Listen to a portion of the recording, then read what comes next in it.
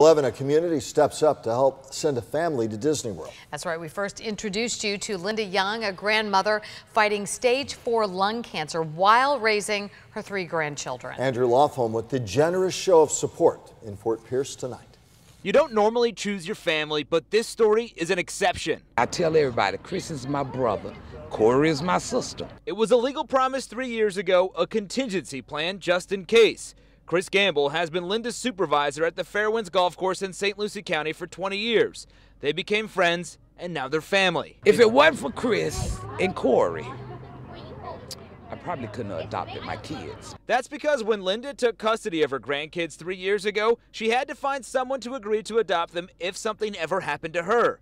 Chris and his wife Corey stepped right up. We all started spending time together. We spent holidays together and getting to know each other so that, you know, if something should happen, the transition could happen less painfully than if they were to go with strangers.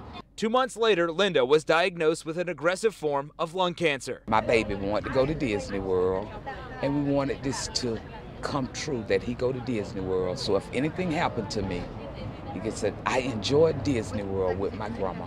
Enter Big Apple Pizza here in Fort Pierce. They hosted a fundraiser here to make sure Disney would happen. Linda, as she always does, smiling and dancing all the way to Main Street, USA. I'm gonna whoop this. I'm not gonna let it get the best of me. And I'm gonna enjoy my kids and enjoy my boss, and wherever I go, I'm gonna just enjoy life. If, you know, they do lose their grandma, it's gonna be hard, but we're gonna do everything we can to make it as easy as possible.